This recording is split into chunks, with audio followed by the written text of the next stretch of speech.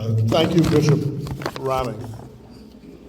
Ladies and gentlemen, particularly those who lead Urban Renewal and the Ministry of Social Services, and in particular, Mrs. Kemp, the religious leaders and our civic leaders represented in the Royal Bahamas Police Force who are here this afternoon. It's a pleasure, honor, to be here to honor Ms. Sheila Knowles for all of the work which she has done, is doing, and will continue to do. I agree with everything that has been said, and I'm happy to be here on this occasion. And I also identify with the fact that it is important, while you are yet alive, for people to say thank you. And so I want you to join me again in saying thank you to Ms. Knowles for her contribution, for her leadership, and for just being who she is. Congratulations on a well-deserved honor.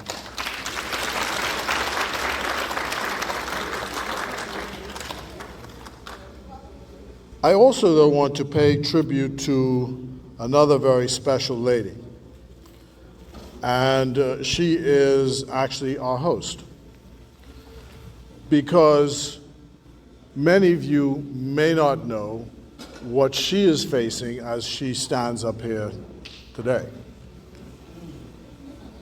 10 years almost after the fact, a jury decided a not guilty verdict in the death of 4 people who were gunned down on the 27th of December, 2013. So that means that that death is unsolved. Those deaths are unsolved. And one of those who died that day was her son. And so here we are now, 4 days after that verdict, and she's able to come today to share herself with you.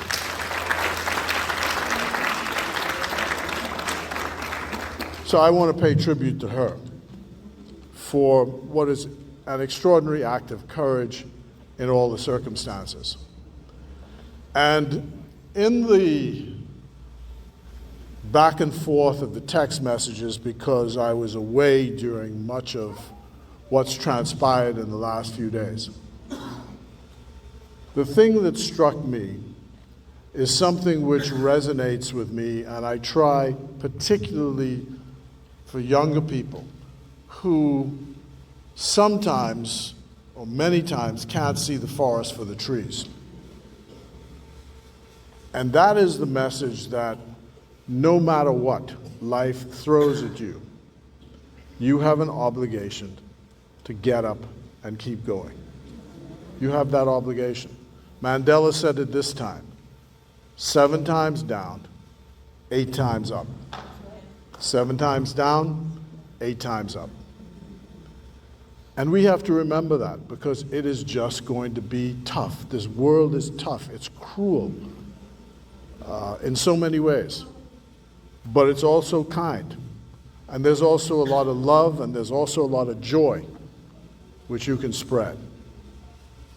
And so we have an obligation to keep going. We have an obligation to support our friends, both while they are here with us and while they have passed away. You know, one of the things I remember, my mother died on the 4th of May, 1999, which was several days just before Mother's Day.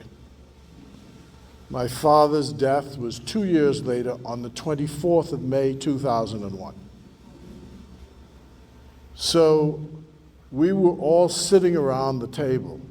I remember my father was still alive, and we were all sitting around the table, my siblings and myself, out at Compass Point, trying to get through a dinner.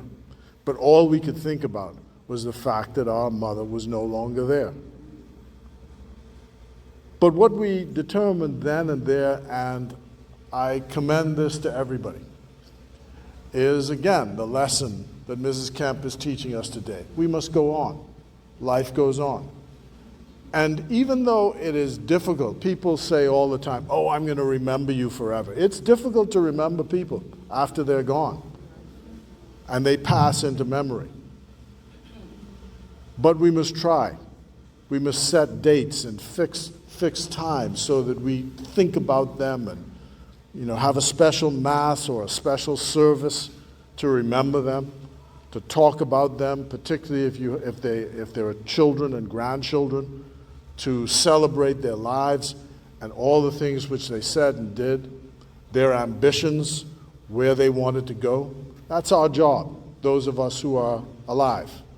That's how we keep them alive, is because we're able to remember them and the things they said and the things they did. The Ferguson family just lost Miss Ferguson, Essie Ferguson, who was a matriarch for many of us in this village. And I'm sure that they are sad and many times to think about, but there are occasions to be happy and glad because they lived a good life and they left us with wonderful memories. So Mrs. Kemp, thank you for all you're doing in Urban Renewal, for honoring Ms. Knowles, for honoring all the people who are here today.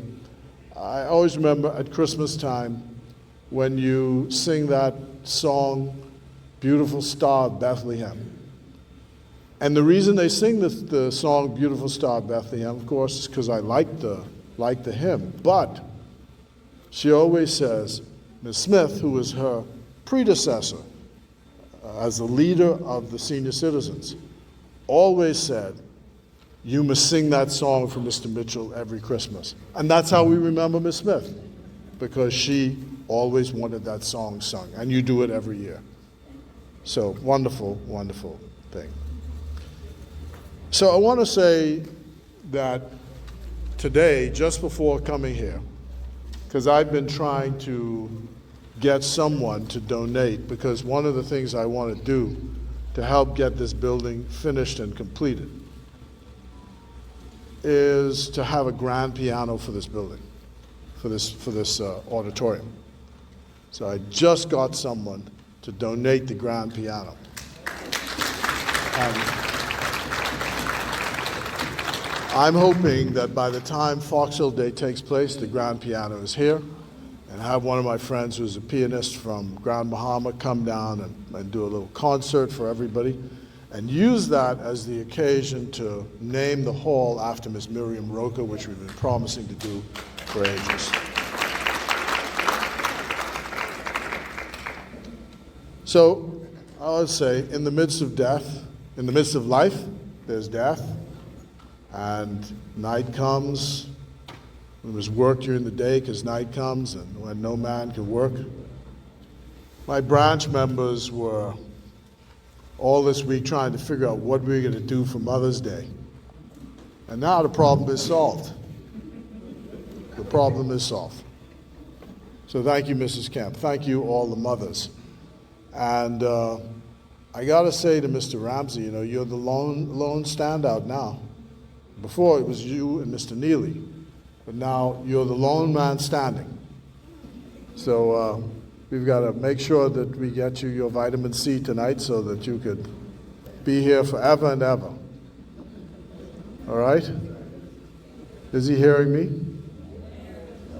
Good. And then we have to recruit some more men to be in the organization. But bless you all. It's been a privilege to be the representative for this area. It's been a long time, and there's a lot for us to worry about and concern ourselves about. But what always gives me cause for hope is when we have these gatherings, and we're all sitting here, and we can recollect about friends and family, and in a few weeks it'll be graduation day, so a new crop of children will be coming out of Sandlands Primary School, from L.W. Young, going on to Doris Johnson, and then from Doris Johnson, some will be going on to university, and then some of them will be joining the workforce. But so life goes on, we have a role to play, a job to play in supporting our community and, as they say in those lines in the Anglican service, to do what? To do the things that make for peace and build up the common life. So, the peace of the Lord be always with you. Amen.